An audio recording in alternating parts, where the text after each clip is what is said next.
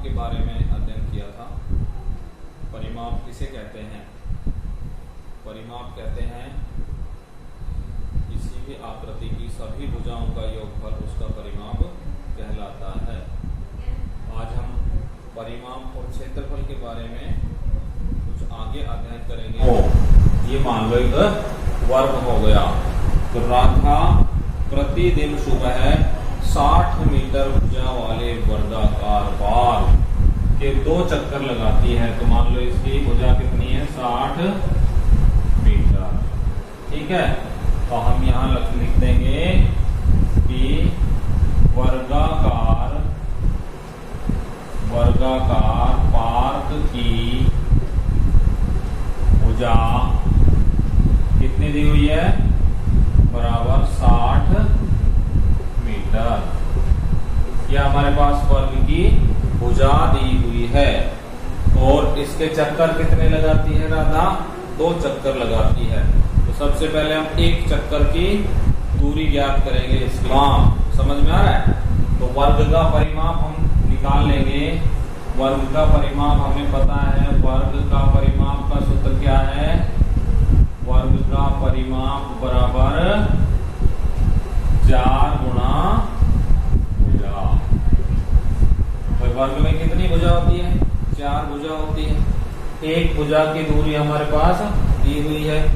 तो ये भी हमें पता है कि वर्ग की सभी भुजाएं समान होती है। तो 4 भुजाएं होती है, उनको अगर हम उनकी दूरी को 4 से गुणा करेंगे तो वो वर्ग का परिमाप आ जाएगा। तो वर्ग का परिमाप क्या हो गया हमारे पास? 4 गुणा 60 बराबर 4 को 6 से गुणा करेंगे तो 24 आता है। 6 चौके 24 और 1 0। ये क्या आ गया? वर्ग का परिमाप 240 मीटर। यानी हम ये कहें कि वर्गाकार मैदान के एक चक्कर में तय की गई कुल दूरी कितनी है? 240 मीटर। जबकि ये कह रहा है कि राधा कितने चक्कर लगाती है? 2 चक्कर। तो राधा द्वारा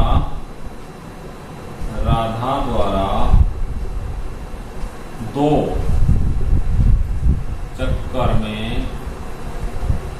2 चक्करों में तय की जाने वाली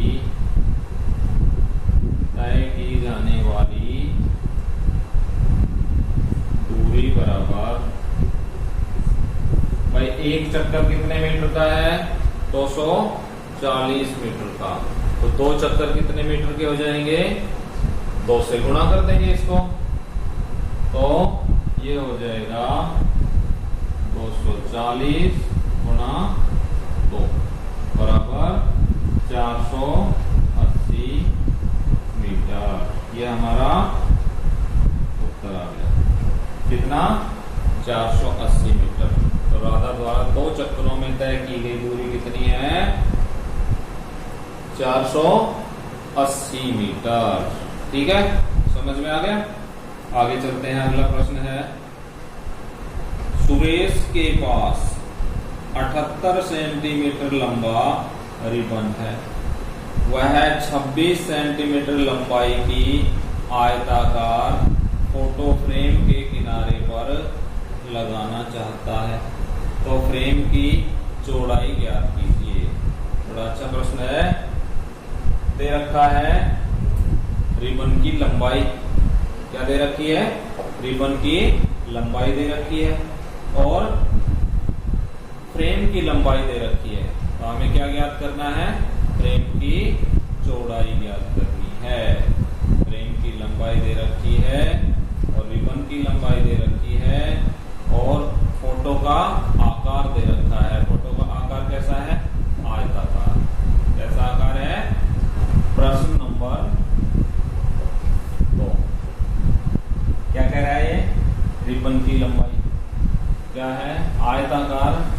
तो फ्रेम है, रिबन की लंबाई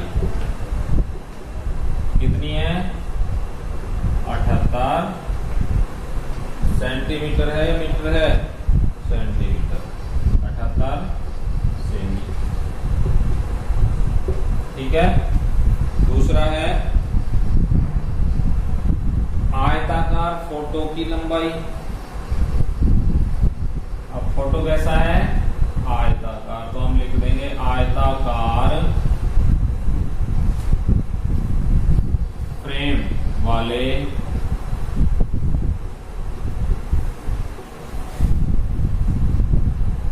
फोटो की लंबाई कितनी है? लंबाई दे रखी है इसने 26 सेंटीमीटर। लंबाई कितनी दे रखी है? 26 सेंटीमीटर।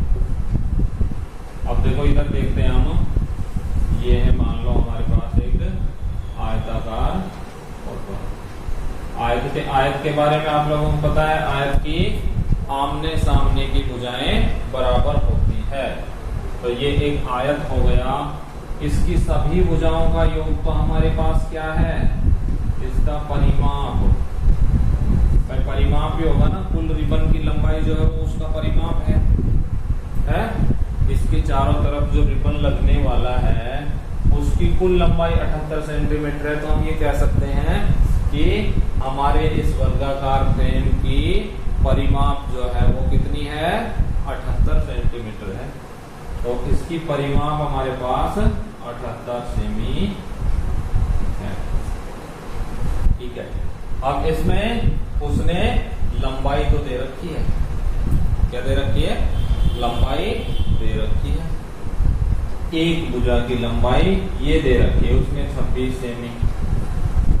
जब हमें पता है कि आयत की आमने सामने की भुजाएं बराबर होती है, तो जब ये 26 सेमी है तो ये भी कितने सेमी हो गई? ये भी 26 सेमी हो गई। इनका हमारे पास माप नहीं है, जबकि हमें ये तो पता है कि ये दोनों भुजाएं भी समान है। ठीक है।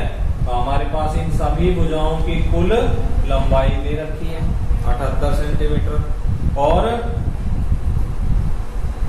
आमने सामने की भुजाएं बराबर होती है, ये हमें पता है। तो इन दोनों भुजाओं की कुल लंबाई कितनी है? वो कुल परिमाप में से घट जाएगी। वो इन दोनों भुजाओं की लंबाई होगी, ना कि एक भुजा की। इनकी आमने सामने वाले भुजाओं की दोनों की लंबाई होगी।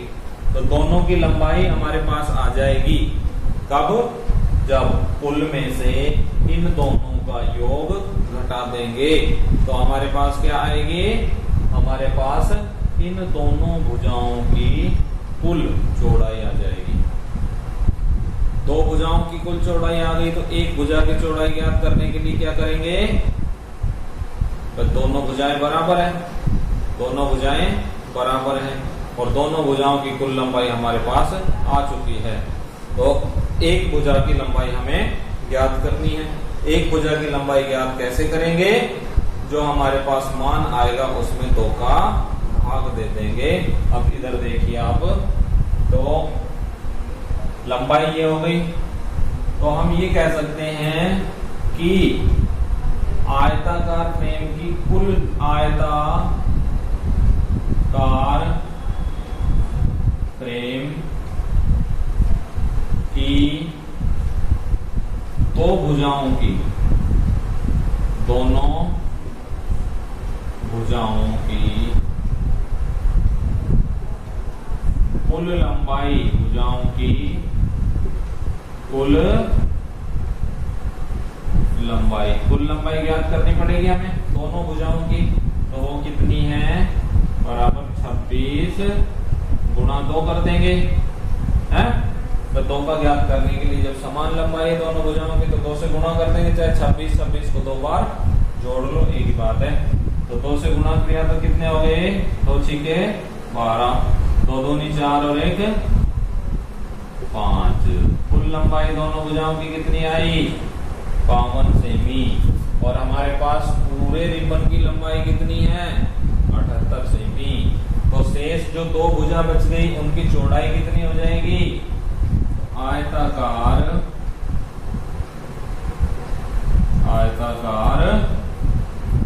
फ्रेम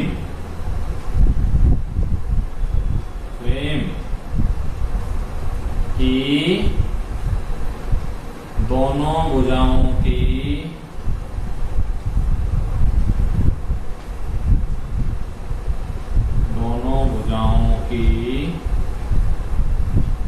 ये तो कुल लंबाई थी, बच क्या रही हमारे पास चौड़ाई। तो कुल चौड़ाई बराबर कितनी है?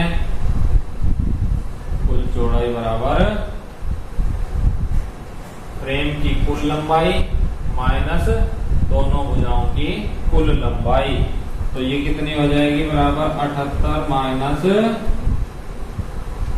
52 बराबर 8 में से 2 गए तो 6, 7 में से 5 गए तो 2। ये कितनी बच गई? 26 सेंटीमीटर। ये दोनों भुजाओं की चौड़ाई है। तो एक भुजा की चौड़ाई कितनी हो जाएगी? है तो हम लिख देंगे आयताकार फ्रेम की एक भुजा की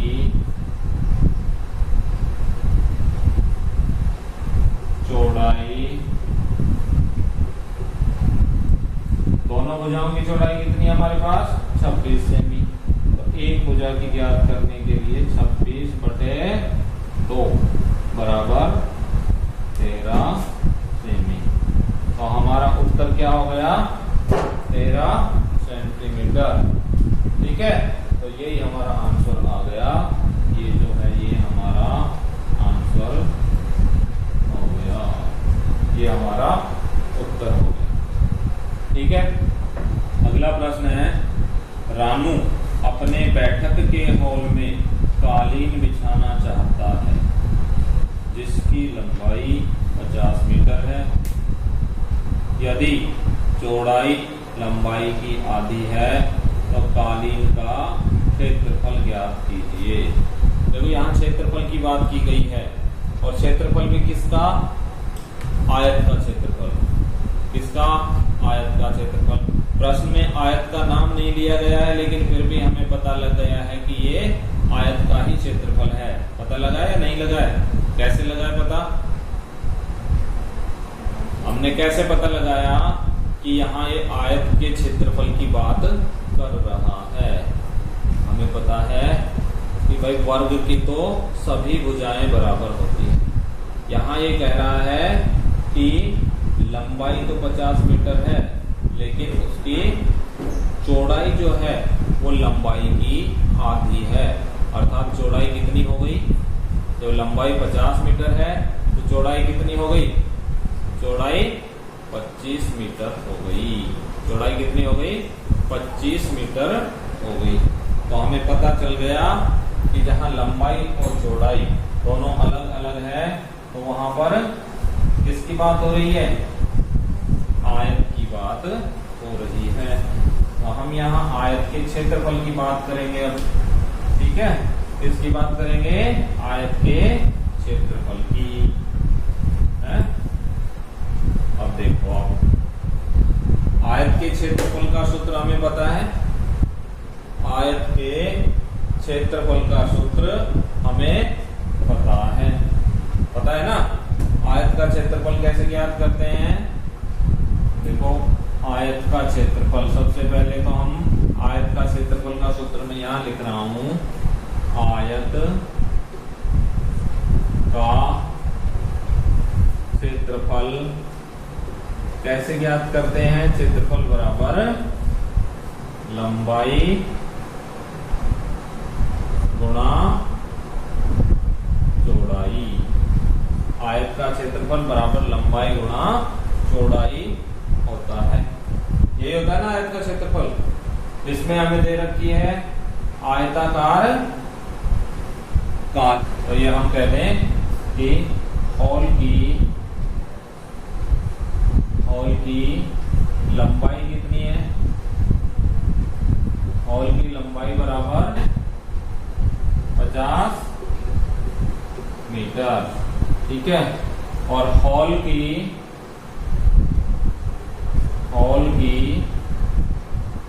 चौड़ाई कितनी बता रहा है? चौड़ाई बराबर लंबाई की आधी बता रहा है, तो आधी करने के लिए क्या करते हैं हम, 50/2, 2 का भाग दे दो उसमें, वो आधी हो जाएगी उसकी। ठीक है, तो इसमें कितना हो गया ये 25 मीटर।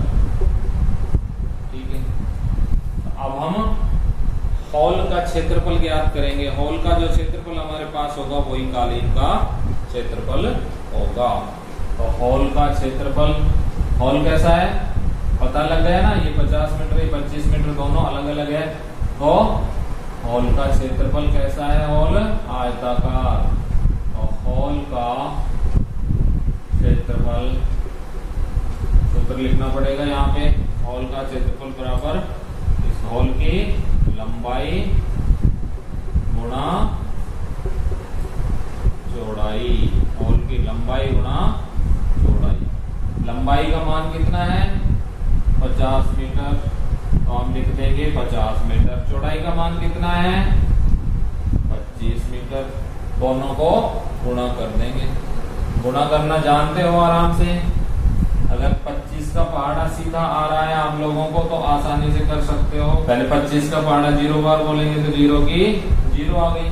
अब 25 का पहाड़ा 5 बार बोलो, 25 पंजे 125, 25 पंजे 125, तो ये आ गए 1250 वर्ग मीटर। ये ध्यान रखना, क्षेत्रफल हमेशा वर्ग मीटर या वर्ग सेंटीमीटर में ही निकलता है। तो रानू को कितने मीटर कालीन की आवश्यकता होगी, कितने स्क्वायर मीटर कालीन की आवश्यकता होगी, 1250 मीटर स्क्वायर कालीन की आवश्यकता होगी।